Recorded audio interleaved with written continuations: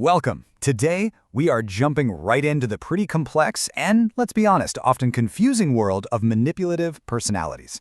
We're going to unpack a psychological concept that might just put a name to a pattern of behavior that many of us have seen before but couldn't quite put our finger on.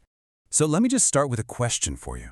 Have you ever found yourself in a situation where you felt, well, manipulated, or maybe even used by someone who, on the surface, was just incredibly charming and charismatic? It's a really strange and unsettling feeling, right? You meet someone and they seem so smart, so eloquent, maybe even deeply compassionate. But then, after you spend time with them, you walk away feeling just drained, depleted, maybe even starting to question your own thoughts and feelings. Okay, so let's get into it. There's actually a psychological framework that gives a name to this whole pattern, a term that really helps bring these kinds of unsettling behaviors into focus, and it's called the dark triad. So what is the dark triad? Well, it refers to three personality traits that are distinct, but they're also deeply interconnected. And what ties them all together are some pretty malevolent features. We're talking about a tendency toward callous manipulation, a deep-seated selfishness, and a general lack of concern for other people. So here are the three main players in this trio. First up, you've got narcissism, which really boils down to an entitled sense of self-importance. Then there's Machiavellianism. That's all about strategic exploitation and deceit. And finally, psychopathy, which is characterized by real callousness and cynicism. Let's break these down one by one. We're going to start by looking at each of these traits all on their own, just to really get a handle on their unique flavors and, where they even came from.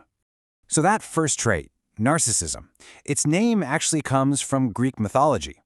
This quote is from the story of Narcissus, this incredibly handsome guy who became so obsessed with his own reflection in a pool of water that he just couldn't look away. It's a really powerful metaphor for self-obsession, isn't it? And that myth perfectly sets up how modern psychology defines narcissism today.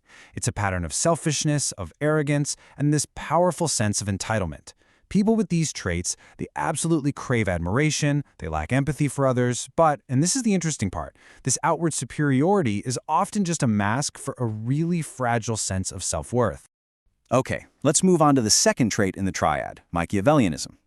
This one gets its name from history, specifically from Niccolo Machiavelli, whose famous writings explored how leaders could use cunning and, well, deception to stay in power.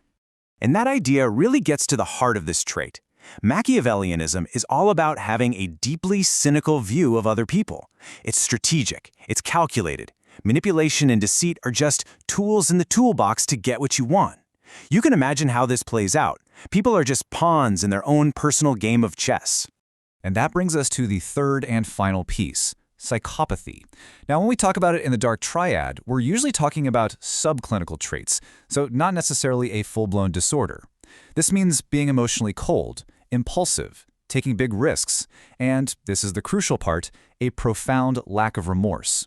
They can cause a lot of harm without really feeling bad about it at all. Now, it's really important to get this. These traits aren't just simple on or off switches. They exist on a spectrum, and there are some pretty important nuances inside each of them that are definitely worth exploring. Let's just take narcissism, for example. Research shows there are at least two different flavors. On one hand, you have grandiose narcissism. This is the one we usually think of, the arrogant, extroverted type with a crazy positive self-image. But then you have vulnerable narcissism, which is almost the opposite. It's driven by insecurity, sensitivity, and a negative self-image. The narcissistic behavior here is more like a defense mechanism, a way to hide how inadequate they really feel. Seeing all this complexity, it kind of makes you wonder, right?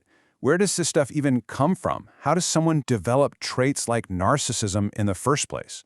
Well, psychological theories suggest it often goes back to early life experiences. One idea, sometimes called the cold parent model, is that it comes from parents who were cold, distant, and rejecting.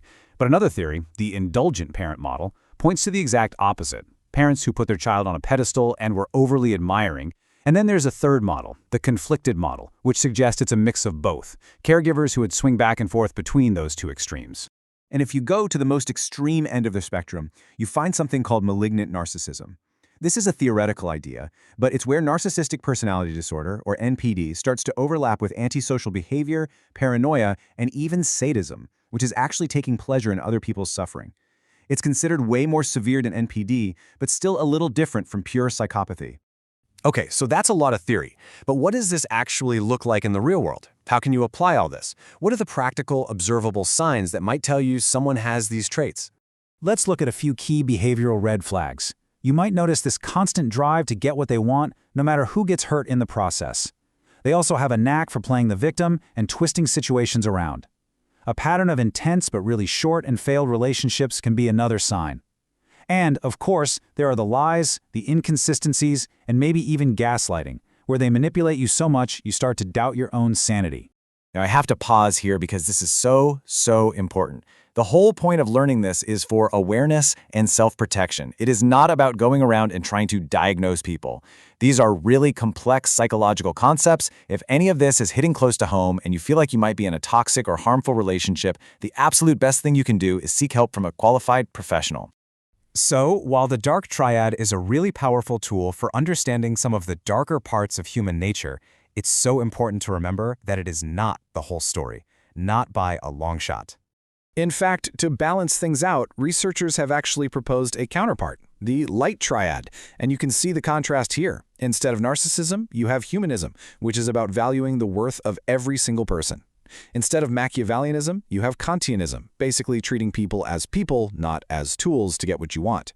And in place of psychopathy, you have a fundamental faith in humanity, a belief that people are, at their core, good. And all of this leaves us with one last big question to think about. The world is obviously not just black and white. Human personality is incredibly complex. Understanding these ideas helps us navigate our world better, for sure. But it also kind of forces us to ask ourselves, where exactly do we draw the line between healthy self-interest and a much darker, more exploitative nature?